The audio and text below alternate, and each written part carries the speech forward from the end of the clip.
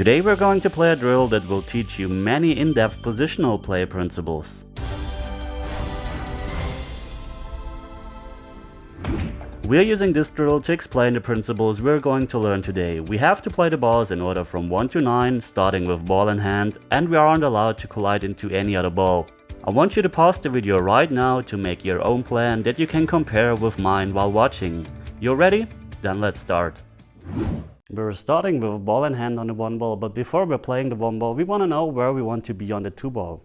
So this is our straight line, and with ball in hand, I would put the cue ball right about here, where we just have to play a stun shot to get towards the free ball. But the problem is, getting towards this exact point on the table is way too difficult from the 1 to the 2 ball. We risk getting straight or maybe even behind the 6 ball. That's why we choose this area here on the table where we can go into the short rail and then towards the free ball. And the advantage of this shot is that it's very easy to execute. All we have to do is use the tiny bit of an angle on the 1 ball, follow the ball without any English, going into the rail, and then perfectly towards the line of the 2 ball, where we always have a nice angle on the 2 ball.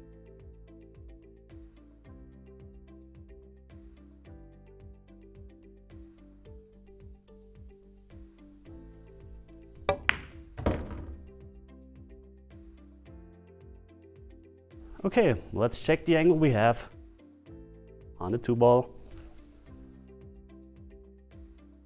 And we have a nice angle on the 2 ball. Okay, before we're playing the 2 ball, let's talk about the free ball. So where would be the perfect spot for the cue ball on the table? Pause the video here and think about where the perfect spot would be. Well, the perfect spot would be here again, because it's basically the same shot that we just played. Follow the ball, going into the rail and towards the 4 ball. But there is a problem with this shot, because we aren't allowed to hit the 9 ball. So if we're hitting too hard, we're hitting the 9 ball. If we're going this path, we can risk snookering us behind the 9 ball. And if we're coming too far, we're on the wrong side. The cue ball goes away from the 4 ball. We have to go all around the table without touching any ball, which is very difficult.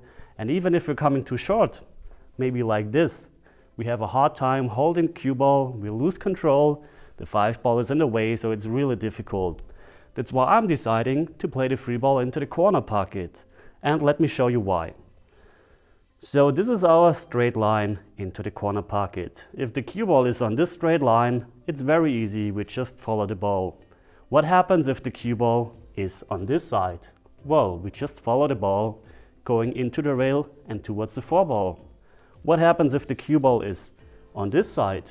Well, we just follow the ball, going towards the 4 ball. And even if the cue ball is far on this side, all we have to do is follow the ball, going towards the 4 ball. So the huge advantage here is that there is no right or wrong side. Straight is okay, this side is okay, and this side is okay. All we don't want to do is be far on this side, because then it's getting difficult with the side pocket. But this should be very makeable. So with the side pocket, you see this is the right side and this is the wrong side. And if the 9 ball wouldn't be there, then I maybe would go for the side pocket as well. But the 9 ball makes things a little difficult. That's why I'm trying to get on the straight line of the free ball. So this is a straight line.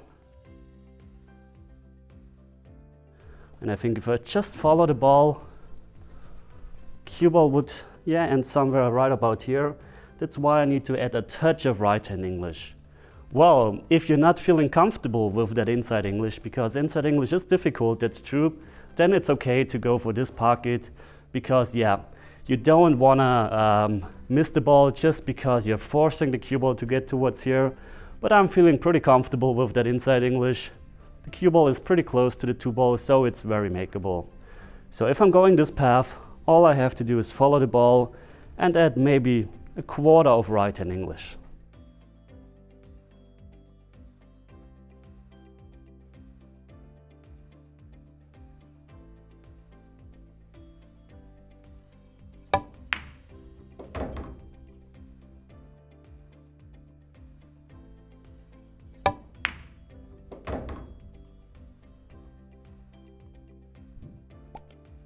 Let's check the angle we got. So as you see here, I'm almost straight, but it's very perfect, this angle.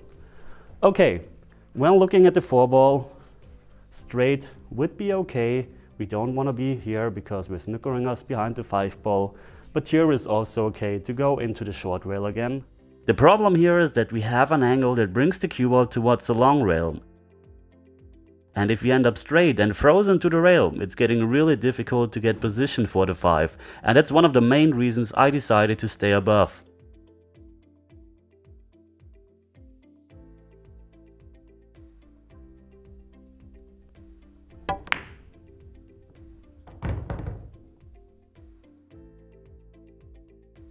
Okay, let's show you the angle again. A very nice angle, and you see I can use the natural roll of the cue ball here to go into the rail and back out for the 5 ball. So on the 5 ball, obviously we don't want to be straight. Ideal would be on this side. We just can play a stun shot and go towards the 6 ball. If we're a little bit on this side, it's still okay. Then we just can follow the ball, maybe 1 rail or even 2 rails towards the 6 ball. What we want to avoid is being far on this side, because then the cue ball is going away from the 6 ball to this part of the table and it's getting difficult. So I think with this angle, all I have to do is a follow shot, bring the cue ball out here, where we have that angle where we can go into this rail.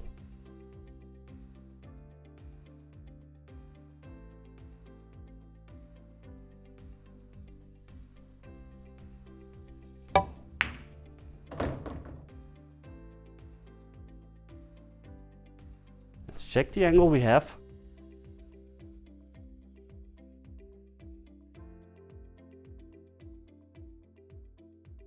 And you see we have a nice angle.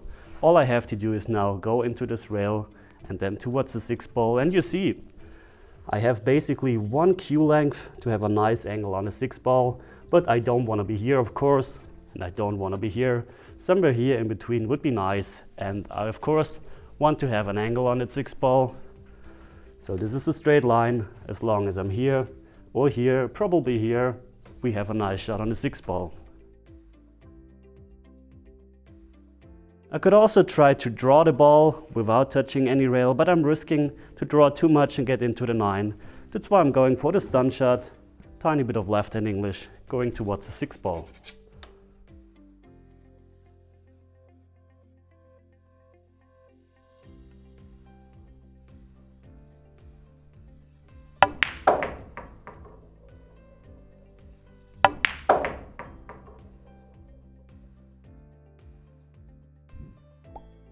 Okay, hopefully we didn't get straight.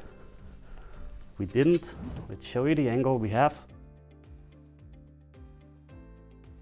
Okay, I have 2 options. Either going 1 rail, that means going into the rail with a tiny bit of outside English to go back towards here, or even going 2 rails, that means going towards here, and towards here. Well, this is personal preference. I think the follow with maybe a touch of left-hand English is a little more natural, because the natural force of the cue ball is going towards here, and that right-hand English, that outside English, will manipulate the cue ball a little bit. That's why I'm going for that follow, with maybe even a touch of left-hand English, because it's very important to not get straight on the 7 ball.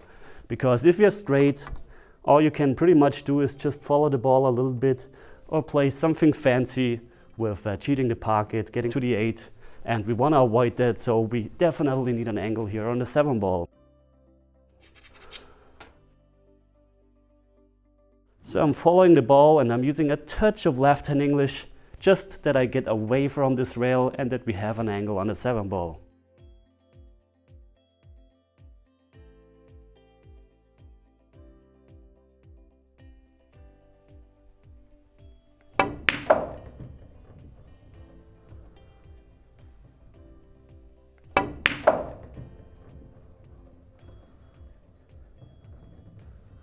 As you see, without that tiny bit of left-hand English, the cue ball would have ended up here with not enough angle, but this is perfect. And we have 2 options on this shot, depending on personal preference, just going 1 rail with a stun shot or following the ball, going towards here.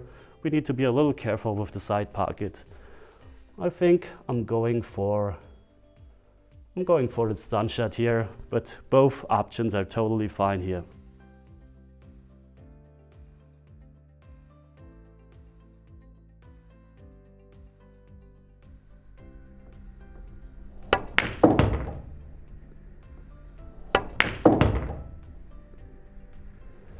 Okay, that wasn't ideal. I didn't follow through, I didn't hit the cue ball very nice, so that's why we are left with a difficult shot on the 8-ball. I think the follow would have been a little easier, more margin for error, but this should still be very doable. Trying to bring the cue ball towards here and then playing the 9-ball into the side pocket. The cue ball comes a little too far, maybe towards here. We have the corner pocket. If the cue ball comes too short, that means we have the 9-ball into here. Nothing bad can happen here. You just gotta make sure that you make the 8-ball. Looking at the angle once again, because this is an important shot in the match. You wanna make sure that you're feeling comfortable.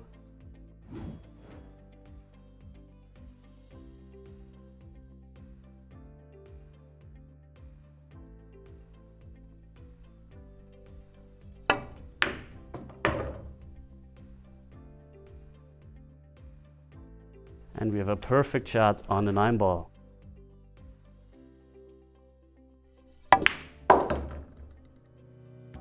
Okay, that's how you run this drill. We got a little careless with that 7-ball here. It was a poor shot towards the 8-ball, but we still managed to make the shot.